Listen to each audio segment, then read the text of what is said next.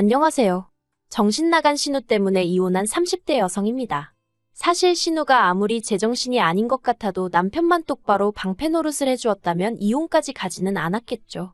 하지만 남편이 재구실을 못하니 시쳇말로 피보는 건 저더라고요. 그래서 이혼하게 되었네요. 남편하고는 지인의 소개로 만났는데 깔끔하고 단정한 첫인상이 마음에 들었어요. 그리고 첫 만남임에도 불구하고 대화거리라던가 갈만한 장소들을 여러 가지 변수를 고려해 짜온 것이 인상적이었죠. 제가 구두를 신고 올지 운동화를 신고 올지 몰라서 각각 코스를 짜왔다는데 뭔가 저를 되게 위해주는 느낌이라 좀 감동적이기도 하고 고맙기도 했고요. 아무튼 그렇게 첫 만남부터 좋은 인상을 받았기에 애프터가 들어왔을 때도 거절하지 않았고 이후로 몇 번의 만남을 더 갖다가 진지하게 연애를 시작했어요. 그리고 연애한 지 2년 만에 남편에게 프로포즈를 받고 정식으로 부부의 연을 맺었습니다. 남편은 일남일녀 중 차남이지만 위로 있는 신우하고는 나이 차이가 꽤 나요. 듣기로는 어머님 아버님은 신우 하나만 낳아서 잘 기르자였고 그래서 아버님이 묶는 수술이라고 하죠. 그 수술까지 받으셨는데 10년 만에 어머님이 임신을 하셨다나요. 그리고 어쨌든 계획에는 없었지만 그렇다고 생긴 아이를 어떻게 지우냐 하여 결국 어머님 나이 40에 출산을 하게 되셨는데 그게 바로 저희 남편이었습니다. 그래서 그런가 신우가 남편을 어지간히 애다루듯 했고 남편보다 어린 저에게는 어휴 말해 뭐하겠어요. 매사 정말이지. 사사건건 간섭하고 참견하고 환장하겠더라고요. 처음에 결혼 이야기가 오가던 당시 시댁에서 집을 해주겠다고 하대요. 그리고 이 약속을 믿은 저희 친정에서는 본격적으로 결혼 준비를 해나가는 과정에서 제법 큰 금액의 현찰 예단을 건넸는데 이후로 황당한 이야기를 듣게 되었어요. 어머님 아버님이 집을 해주신다는 게 현찰로 1억을 해주시고 나머지는 대출을 받아주신다는 얘기였단걸요. 그리고 그 대출은 당연히 저희가 갚는 거였고요. 글쎄 뭐랄까 의도적으로 저를 속이신 건 아니라고 믿고 싶지만 어쨌든 저로서는 제 어리석음과 순진함을 탓하면서도 한편으론 야속한 마음이 들더라고요. 물론 그래도 여전히 남편이 저보다 많이 해왔고 그렇기에 이러쿵저러쿵 한마디도 입 밖으로 꺼내진 않았습니다. 그런데 이 과정에 있어서 정작 시부모님은 나름대로 민망해하시는 기색이 있었는데 신우가 그렇게 야단인 거예요. 어디 나가서 물어봐라. 자기 부모님 그러니까 시부모님 마냥 떡하니 현찰 1억을 내주는 시댁이 흔치 않다. 넌 참 복받은 거다. 막말로 자기가 돈 1,000원 보태주는 것도 아니면서 왜 자기가 공치사를 하는지 참으로 황당하기도 하고 우습기도 하고. 그리고 사실 이런 일에만 신우가 나대는 게 아니었어요. 제 외모라던가 지극히 사적인 부분에서도 자기가 좌지우지하려는 성향이 강했거든요. 신혼집이라고 해도 전세긴 했지만 어쨌든 집들이는 해야 한다는 신우의 성화에 못 이겨 결국 결혼하고 2달 만에 집들이를 하게 되었습니다.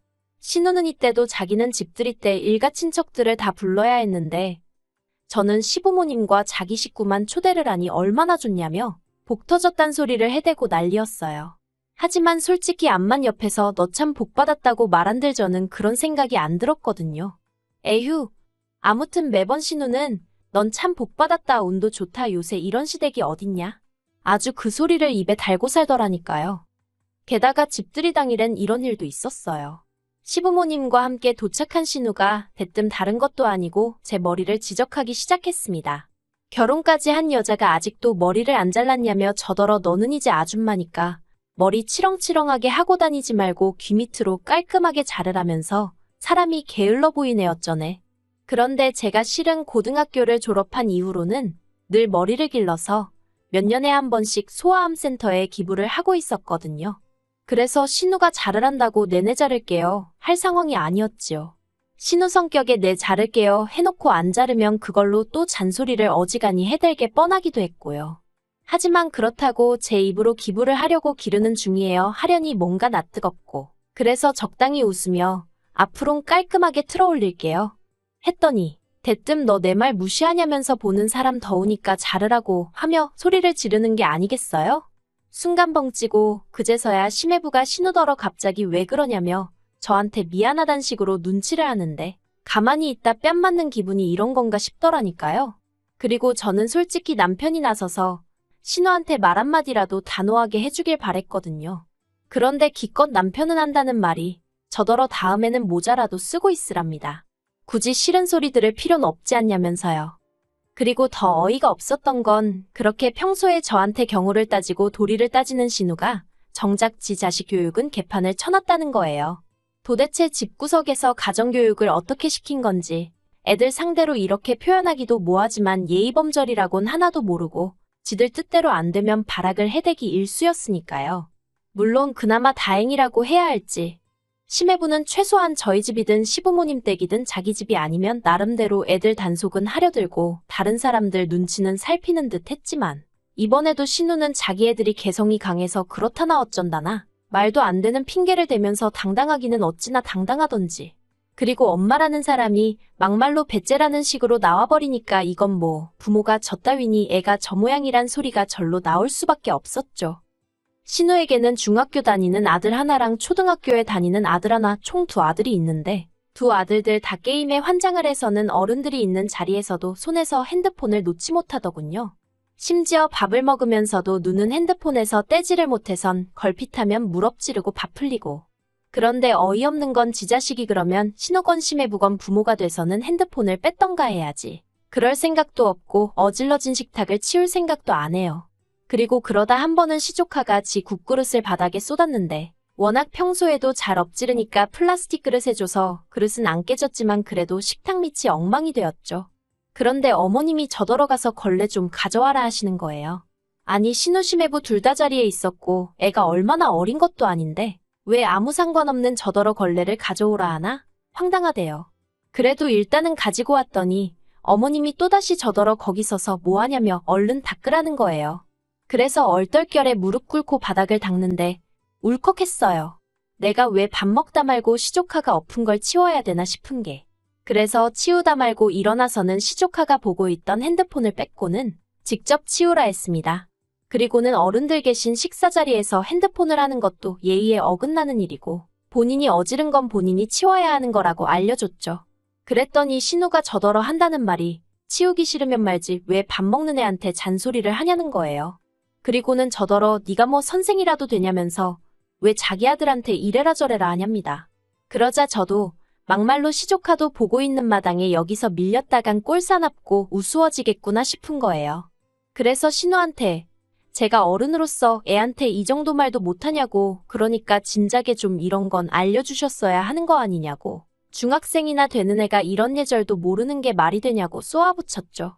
그랬더니 신우가 당장이라도 저를 한 대 칠 기세로 너 지금 뭐라고 했냐고 소리를 지르는데 그제서야 심해부가 처남댁이 틀린 소리 한 것도 아닌데 뭘 그러냐며 신우를 말렸고 뭐 그렇게 대충 분위기가 수습이 되긴 했습니다만 그때도 저희 남편은 침묵만을 지키고 있었기에 참으로 한심하대요.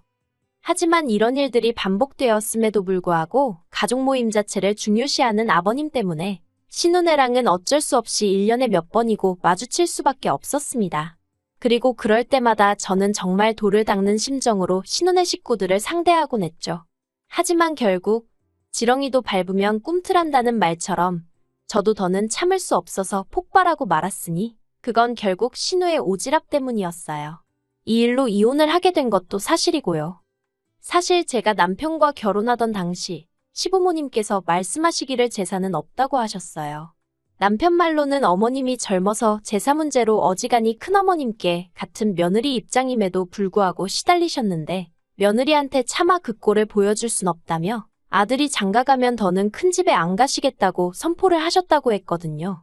그래서 결혼 전부터 결혼하고 나면 명절 때 시댁에서 하루, 친정에서 하루 이렇게 보내기로 했었고 실제로 처음 2, 3년은 그렇게 보냈어요.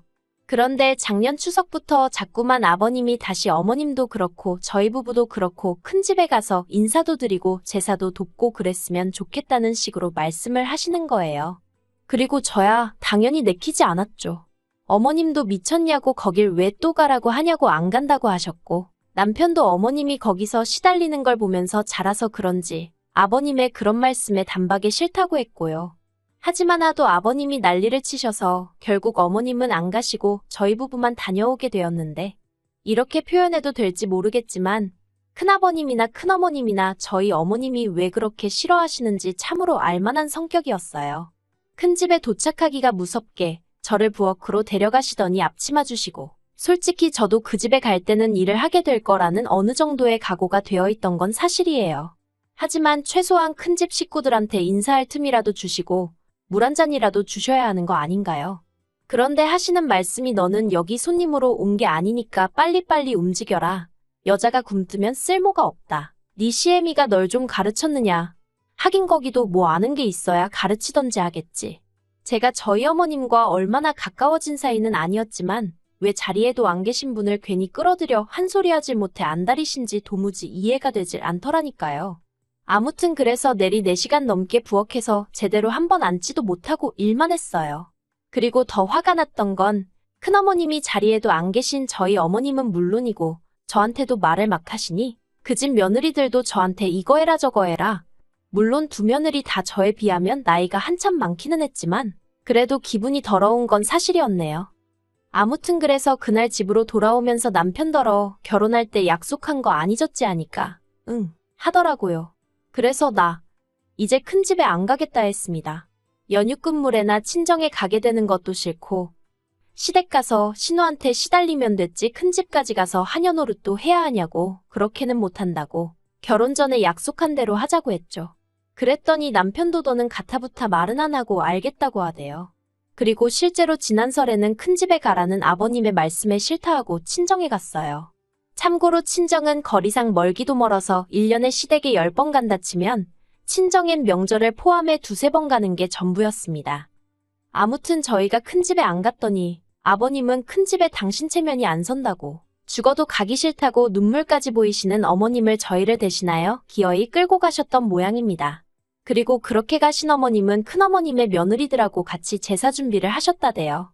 뿐만 아니라 그 와중에 큰어머님이 당신 아들들이 갈비를 좋아한다며 그걸 저희 어머님한테 하라고 시켜서 뜬금없이 갈비까지 사다가 재워놓고 오셨다는데 그러니 결국 그 화가 전부 다 아버님한테 향하는 건 어찌 보면 당연한 일이었고 그래서 두 분이 이혼한 해만의 소리까지 나왔었거든요. 그런데 지난 어머님 생신 때 가족 모임에서 만난 신우가 다가올 추석은 어떻게 할 거냐며 이런저런 얘기를 하다가 갑자기 지난 설날에 있었던 일이 특히나 저 때문이란 식으로 얘기를 하대요. 신우가 한다는 말이 제가 착한 남편을 꼬셔서 큰 집에 안 가고 친정에 가는 바람에 어머님이 큰 집에 가게 된 거 아니냐며 저희만 고분고분 큰 집에 갔다 왔으면 그럴 일이 있었겠냐고요. 어이가 없어서 신우더러 그렇게 어머님이 큰어머님한테 당하는 동안 도대체 아버님도 그렇고 자식들은 다 뭐하고 있었냐고 물었어요. 특히 신우더러 그렇게 어머님이 안타까우면 같이 가서 좀 도와주시지. 형님은 왜 큰 집에 안 가냐고 그랬죠. 그랬더니 자기는 자기 시댁에 가지 않냐고 그러길래 아니 그러면 미리 어머님이 하실 음식이라도 같이 해드리던가. 그리고 저라면 진작에 큰어머님한테 한마디 했을 거라고 그랬네요. 그리고는 아버님한테도 그렇게 와이프가 고생을 하는데 그걸 이날이 때까지 지켜보고만 계신 것도 부족해 이제 며느리까지 그렇게 만드실 생각이시냐고 물었죠. 그리고 사실 남편도 할 말이 뭐가 있어요? 자기도 자식인데 자기 어머니가 그렇게 고생한다 싶으면 아무리 상대가 어른이어도 어머님 편 좀 들어드렸어야지. 아무튼 그러면서 제가 앞으로는 어머님이 일하시는 게 싫으시면 형님이 가서 미리 하고 오세요 그랬습니다. 남편한테도 아니면 당신이라도 좀 가서 어머님 옆에서 도와드리라고. 나는 생판남이니까 얘기할 것도 없다면서요. 그랬더니 이제 신우가 난리가 났죠. 며느리가 돼서는 자기 아버지가 그러니까 아버님이 큰 집에 가자 하면 가면 되는 거지 뭐가 그렇게 말이 많냐면서 돌아오는 추석에는 무조건 가라 나왔저라나. 그리고 저는 저대로 그런 신우의 태도가 너무 불쾌하고 화가 나서 신우더러 그쪽이나 똑바로 하고 살라고. 나는 알아서 잘하니까 신경 끄라고 해버렸고요. 그리고는 자리를 박차고 일어나는데 그때 신우가 달려들어서는 제 멱살을 잡더니 너 지금 나한테 그쪽이라고 그랬냐면서 가만두네 안 두네 난리가 났네요.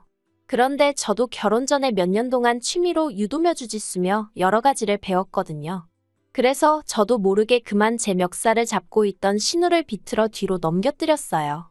그랬더니 시부모님이 저더러 미쳤냐고 어디 신우를 잡아뜨리냐면서 순식간에 집안이 아수라장이 되었습니다. 아니, 신우가 제 멱살 잡을 땐 가만히 계시던 분들이 참 너무한다 싶대요. 그래서 그냥 엎어져서 울고 있는 신우랑 그 신우 달래면서 저한테 욕을 해대는 시부모님들을 뒤로 하고 먼저 시댁 현관문을 나섰습니다. 그랬더니 제 뒤통수에다 대고 아버님께서 너 같은 며느리 다시는 꼴도 보기 싫다면서 2번 다시 이 집 구석에 오지 말라더군요. 그래서 내내 올해도 안 와요 하고 나왔죠. 혼자 운전하면서 집에 오는데 뭔가 후련하면서도 눈물이 났어요. 이유가 뭘까 생각을 해보니 또 아무 액션도 취하지 않고 어정쩡하게 서서 저만 바라보고 있던 남편 때문이란 걸 깨닫게 되었죠. 다정하고 상냥해서 이 사람하고는 평생 다툴 일 없이 오손도손 알콩달콩 살겠구나 싶었는데 생각해보니까 저한테만 그런 게 아니다 보니 남자가 돼서는 뭐 하나 제대로 결단을 내려주는 법이 없단 걸 느꼈고 더는 이런 인간하고는 못 살겠구나를 깨달았네요. 그래서 결국 남편더러 이혼하자 했고 이번에도 남편은 아무것도 하지 않았어요. 그저 미안하다 알겠다 그 말만 할 뿐이었죠. 그런데 황당하게도 이혼 서류 접수하고 그 이야기가 신우 귀에도 들어갔는지 신우에게 연락이 왔습니다. 그리고 신우가 한다는 말이 제가 자기에게 한 모든 걸 용서할 테니 자기는 저에게 바라는 게 없다며 그저 어머님 아버님에게 상냥한 며느리가 되어줬으면 한다고. 그러니 이혼은 하지 말고 내 동생이랑 잘 살아봐. 솔직히 올케한테 내 동생 정도면 분에 넘치고 올케 진짜 복 받은 거라니까 라는 헛소리를 또 하대요.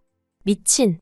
복 같은 소리 한다고 제대로 똥 밟은 기분이라고 했습니다. 세상에 똥 밟고도 복 받았다 하는 정신 나간 엑스도 있느냐고 한마디 하곤 더는 전화하지 말라 했어요. 어휴, 이제 내일이면 저는 완전히 자유예요. 아싸.